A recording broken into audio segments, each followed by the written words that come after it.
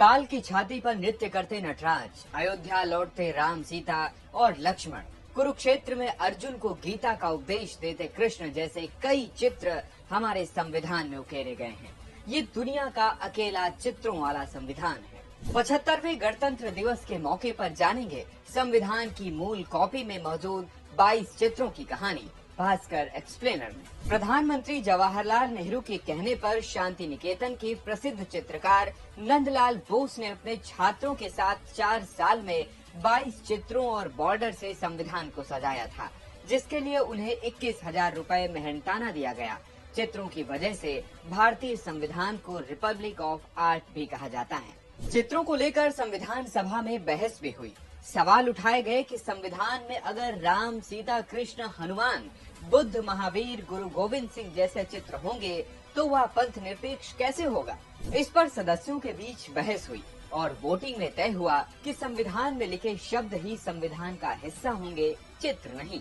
शुरुआत होती है संविधान के कवर से। संविधान की मूल अंग्रेजी कॉपी के कवर को सुनहरे रंग के शतदल कमल और दूसरे फूलों के साथ अजंता की भित्ति चित्र शैली में सजाया गया है।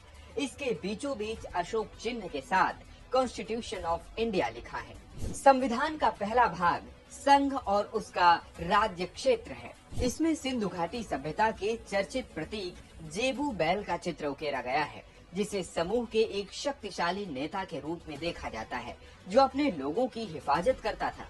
संविधान के भाग 2 नागरिकता की शुरुआत वैदिक काल के गुरुकुल के चित्र से हुई है। संविधान के भाग 3 की शुरुआत पेज नंबर 6 से होती है, जिस पर मौलिक अधिकारों का उल्लेख है।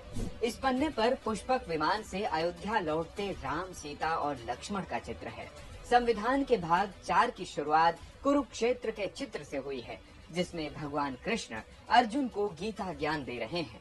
इस भाग में राज्य की नीति के निदेशक तत्व बताए गए हैं। संविधान के 5वें भाग, जिसका नाम संघ है, उसकी शुरुआत गौतम बुद्ध से हुई है। वो लोगों को ज्ञान देते दिख रहे हैं।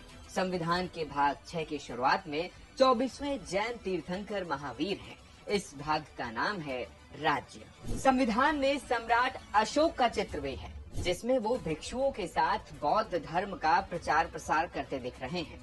यहाँ से संविधान के भाग 7 की शुरुआत होती है। भाग 8 की शुरुआत हनुमान के चित्र से हुई, जिसमें वो सीता की तलाश में उड़ते हुए लंका जा रहे हैं। भाग 9 में राजा विक्रमादित्य का चित्र है, जिसमें वो सिंहासन 32 पर बैठे दिख रहे हैं।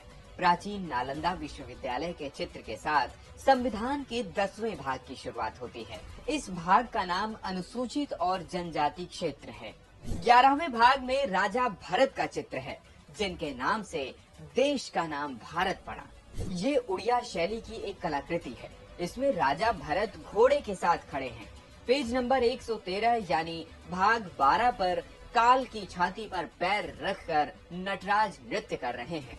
संविधान के भाग 13 में महाबलीपुरम मंदिर पर उकेरी गई कलाकृतियां शेषनाग, भगीरथ की तपस्या और गंगा अवतरण को दर्शाया गया है। भाग 14 में अकबर का चित्र है, जिसमें वो दरबारियों के साथ बैठे हुए हैं। इसी तरह भाग 15 में मराठा राजा छत्रपति शिवाजी और सिखों के 10वें गुरु गोविंद सिंह का चित्र है।